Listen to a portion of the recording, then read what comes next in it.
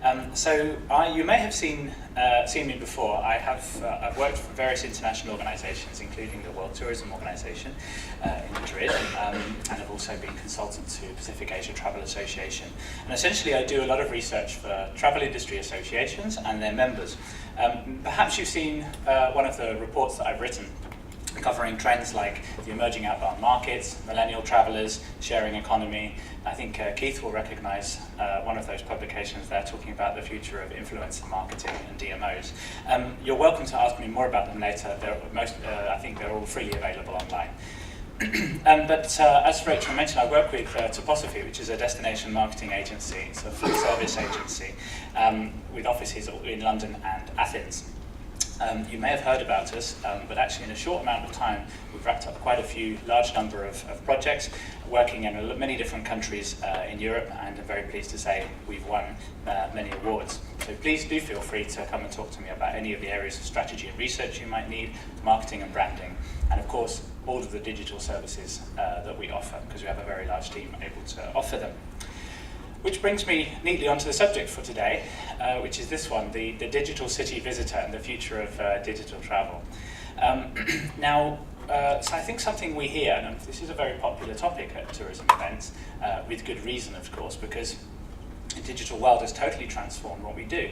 It's transformed how visitors, how potential visitors search for their journeys, how they plan them, and of course increasingly how they experience them too.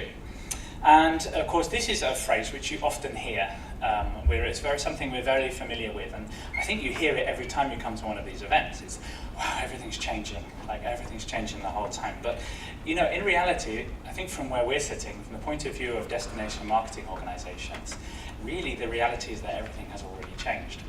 Now, the interesting thing is that these two quotes I actually took from a tourism board itself, wonderful Copenhagen. It's come from part of a presentation which they have done explaining the transformation that they are going through, where they are more or less leaving tourism behind, and actually this is their slogan. It's this, the end of tourism as we know it. Now, this really shows that they have been bold enough, I think, to admit that their role is not purely about tourism and about visitors from outside the city by themselves. In fact, they have been bold enough to admit that really the cities that we visit are of course the same cities that people live in.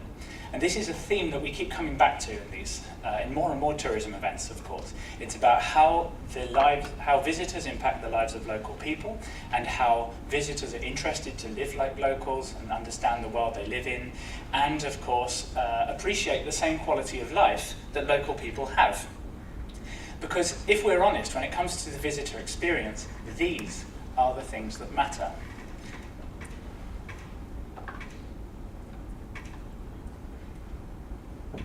So if you're wondering where this bit of poetry came from, actually comes from a document which we have prepared in conjunction with European Cities Marketing. It's called the Manifest on the Future of DMOs. And I think it's very central to what we're here to talk about today. And I imagine it's very central to the experience that you're going through too, looking at the changing role of the destination marketing organisation. So just to tell you a little bit more about this document, because it's freely available online, and I can also boast to you that if you have a look on your smartphone, it all looks very pretty on your smartphone. The reason why you might want to look at it is because the whole reason it was written, and I know Flavi's very familiar with this because Flavi from European Cities Marketing here was very helpful in guiding us in what the priorities of the membership and what they're interested in looking at. The whole idea is to try and bring together all of the challenges and issues in tourism, marketing and management today and put them in one place so that people like you can talk to political leaders and your industry partners and explain to them very well what's going on. So the idea is to create a bit of a roadmap for European destination development, management and marketing. So we're looking at DMOs going to DDMMOs. It's an awful acronym, but it's probably pretty accurate and perhaps explains a little bit more accurately about what's happening in the industry right now. And the whole idea is to make this a vital resource for place branding and marketing. So it was just released last week, and you can find it free download. You can find it through European Cities Marketing, and we also have it on our website. So please don't hesitate to take a look at it. Just to let you know a little bit more about it. The idea, of course, it's not necessarily just to talk about this document, but to sort of open your eyes as to the broader picture of what's happening in this world right now. The manifest covers 8 key themes, 8 broad areas of what's happening to destination marketing and management organizations right now. We look at things like social sustainability, which is this question of how many people a destination can hold. And we look, of course, at the idea of place building and branding, the idea that you have to start with the fundamentals of your place first and then market it later. So you have to start with the experience, have a good experience first, then you can market it. The idea of livability and localism being the true stars. And again, I think this is something we'll probably come back to in our discussion later about the idea is that the real star attractions are no longer necessarily those big postcard attractions, all those big monuments and museums that we're traditionally used to talking about. But the things that people really come to see out in our cities are the elements of livability and localism, which is perhaps less tangible, but definitely more important and something that really needs to be preserved. Then, of course, we talk about funding and partnerships, bringing in knowledge from outside, bringing in money from outside the tourism industry, and then, of course, this element of smart cities, which I'm going to go into in a bit more detail. So when we actually wrote this manifest, the whole idea was to kind of take a step back and look at some of the broader issues in city management today. Because if we're honest, really, if we look at by 2050, 2/3 of the world's population will live in cities. In fact, London's population between 2011 and 2021 is going to grow by 1 million people. And those of you who are based here in the city are very aware of the effects that has on the city's transport and infrastructure, everything else. But in fact, by 2025, we're going to have 37 of these megacities, which are going to have a population of over 10 million people. So again, we're looking at this very much from a point of view of people. It doesn't really matter whether they're visitors or locals. Of course, we're really talking about the increasing number of local people. And we know that the demand is there from the emerging outbound markets. It's pent-up demand, and we're only really seeing the tip of the iceberg at the moment. So, if we think about this, we've really got a problem on our hands. No, of course, there's a positive side to this because cities are there for creating GDP. They'll be responsible. They're an economic motor. They're really what's powering future growth. But of course, this brings challenges because they're also going to produce more than 3/4 of the world's energy consumption and produce an enormous amount of pollution. Again, this is a topic which we've seen just here in London coming more and more into the political sphere. We also look at another dimension of another reality of the fact that we're all connected. And again, it's not just travelers that are connected, we're all connected. As people, as consumers, we're expected to have an average of 3 connected devices per person. And I think younger people have even more devices connected than that. So this debate then is all about really turning to technology. And it's not just about the visitor experience, because the real visitor experience is about providing things like clean air and safe streets and power and transport for people and pleasant places to hang out. Those really are, if we're honest, those have to be the fundamentals. And then, of course, all the other extras come on top of that. And so when we look at this element of smart cities, and I've been working in tourism now for probably about 8 to 10 years or so.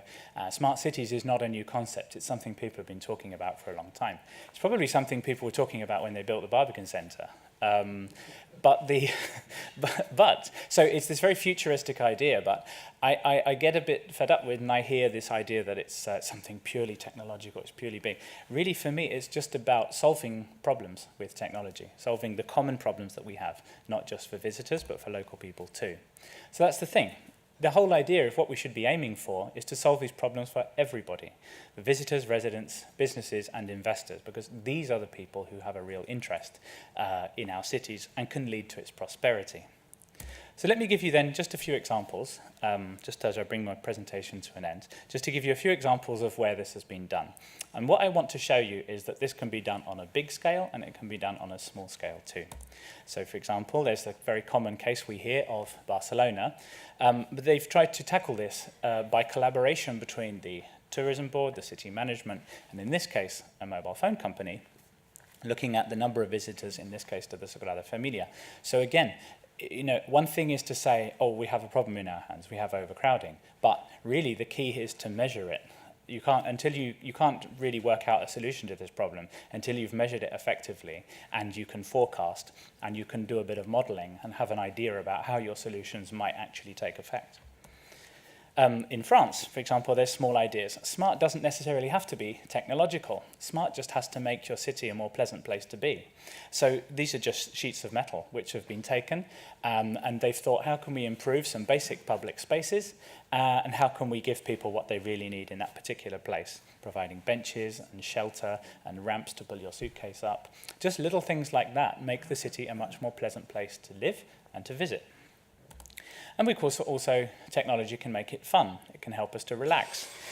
This is one from King's Cross, actually. It's turning the city into a playing, like a chess game or a board.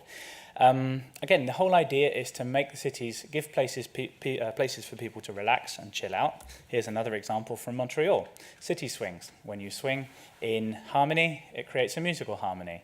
And again, these are things to get people together, to get them interacting. Again, it doesn't really matter if they're locals or visitors, but these are certainly things which, if you create the right experience, then people are definitely going to share them. And then when we look at hotels, for example, charging your devices using solar panels, perhaps this is something that we're a bit more used to seeing when we hear about smart cities and technological innovation with tourism. But again, just providing something pleasant with something extremely useful. And this is also key. It's something which people can understand very quickly. So you're probably thinking then, what on earth does all this mean for me? How much is all this going to cost? Well, really, I just want to give you 4 takeaways. Again, I just invite you to think about this. This broader question is about your transformation, or the transformation from destination marketing organizations to destination development, marketing, management organizations. So it's part of a broader shift of your organization, a broader shift of what's happening in city marketing and management. Again, think big. So think about the bigger problems, the bigger challenges, your ultimate objectives, the things that you really want to change about the quality of life in your city. But start on a small scale. It doesn't have to involve millions and millions of pounds or euros investment. We just have to think about small ways in which we can help people change and change the quality of life in a city. This is another fundamental then. But we're not people, of course. We're not users. We're real people. So people have to be able to quickly understand and interact with the things that you do. You have to find fun ways for visitors and locals to play. There's a brilliant typo there. To play and to relax and to mix. PLAX. There you go. We've just invented a new word. How about that? Very technological. That's what happens when you write a presentation on a plane. Yeah, no, it's all about getting people to interact more and have fun together. And again, this is the real experience that we want to give our visitors. And then, of course, as I said, smart can be simple. So it's about finding small ways to put tech to work in meeting your long-term goals. These are just some of the broader things which we think about. We've brought it all together in this manifest, which you're very welcome to download and take a look through. I'm very interested to get your feedback too. And then, of course, you're welcome to talk to us because we're able to offer you some help, some guidance, some advice, and some starting points when it comes to all of the things I've talked about today. So, yeah, thank you very much, and I'll be sticking around for a little while afterwards, and I look forward to meeting you. Thank you.